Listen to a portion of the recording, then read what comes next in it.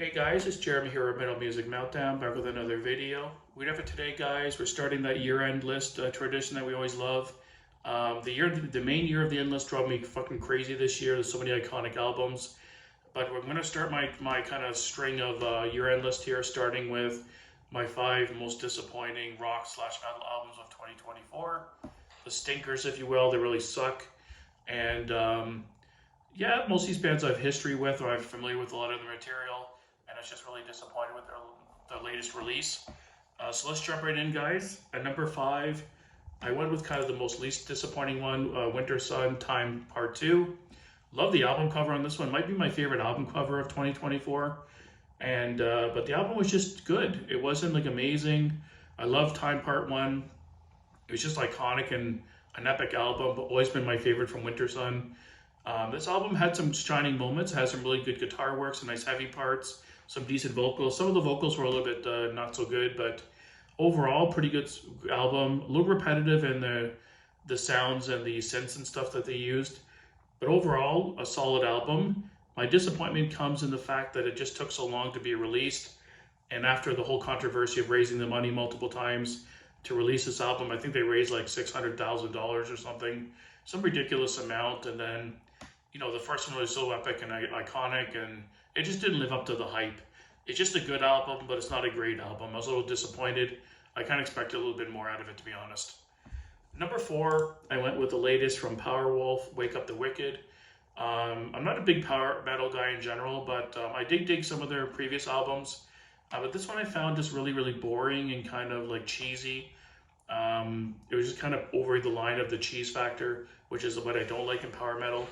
And like I said, I found the songwriting and the lyrics and stuff just to be a little bit boring in this album. Very unmemorable. I didn't really go back to it. And yeah, I just was kind of disappointed with the overall album. Number 3, I went with the latest from Pearl Jam. I was huge into Pearl Jam when I was younger, when they released like 10 and Versus and Vitology, all those albums. So I really wanted to check out their new album to see how their sound developed over the years. I kind of fell off of them for quite a number of years now, but I was kind of intrigued to see what their new album would sound like. So I gave it a spin, and I just didn't like it. I found it just to be throwaway rock.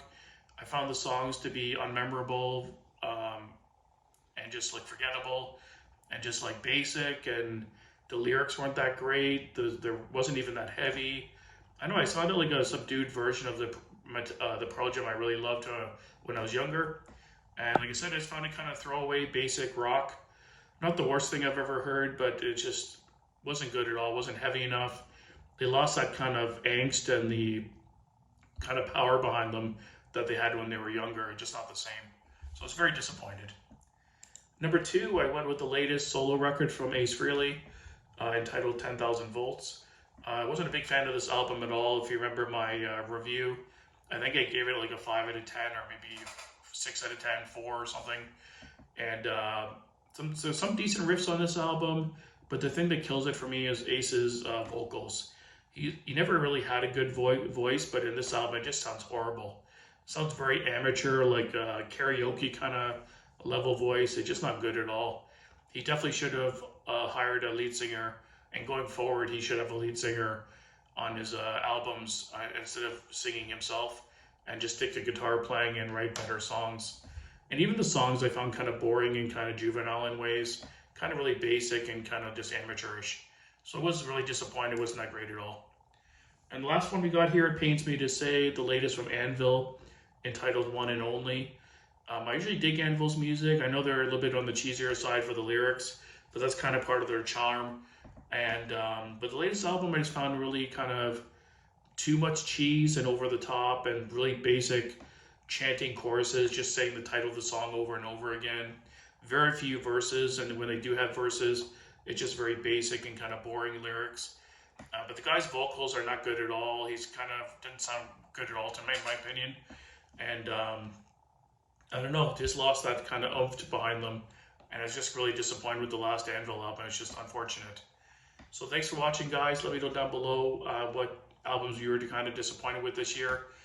Stay tuned for more lists coming up. I'm definitely doing a top 10 thrash albums of 2024, and my main list of all genres, top 10 list.